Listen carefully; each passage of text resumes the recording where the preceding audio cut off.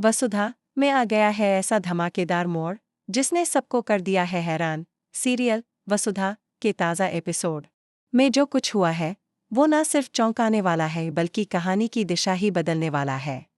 जी हाँ, अब तक की सबसे बड़ी भिड़ंत और सबसे खतरनाक चाल देखने को मिली जब देव चंद्रिका और वसुधा को लेकर वहां से भाग निकला और पीछे छूट गई मेघा आग में फंसी हुई। सिर्फ इतना ही नहीं, वहां हुआ एक ऐसा जोरदार ब्लास्ट जिसने सबको हिलाकर रख दिया। अब कहानी में आता है बड़ा ट्विस्ट। करिश्मा अब भी जिंदा है और उसका इरादा साफ है, बदला। असल में हुआ कुछ यूं कि मेघा और करिश्मा ने लालच में आकर एक बड़ी डील प्लान की।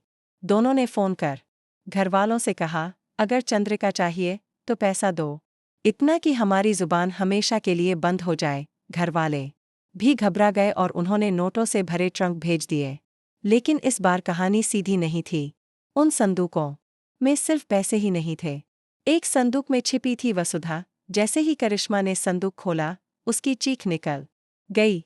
वसुधा को जिंदा देखकर उसके चेहरे की हवाइयां उड़ गईं। मेघा थर-थर कांपने लगी। वसुधा ने मुस्कराते हुए कहा, अब शुरू होंगे तुम्हारे बुरे दिन। तुमने सोचा था देवी हुकुम का सौदा कर लोगी? तीनों लोग भी अगर एक तरफ हों और हमारी देवी हुकुम एक तरफ, तो जीत हमेशा उन्हीं की होगी। करिश्मा बुरी तरह डर गई।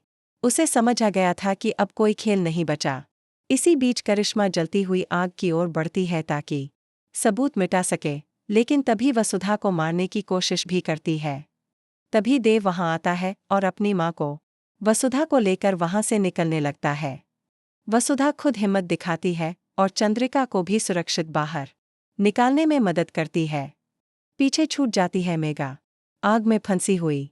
चिल्लाती है, करिश्मा बचाओ प्लीज। लेकिन करिश्मा का जवाब ठंडा और बेदर्द था, सॉरी मेघा, अगर मैं आई तो मैं भी मर जाऊंगी। और अगले ही पल धमाका, एक भयंकर विस्फोट सब कुछ जला देता है।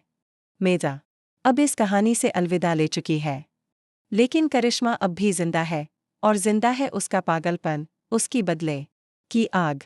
अब बड़ा सवाल यह है, क्या करिश्मा वाकई फिर से करेगी कोई चाल, या अब वसुधा का पल्ला हमेशा के लिए भारी हो जाएगा? आपको क्या लगता है?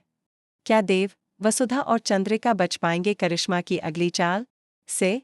हमें कमेंट में बताएं और ऐसी ही सस्पेंस से भरपूर अपडेट्स के लिए चैनल को सब्सक्राइब करना ना भूलें।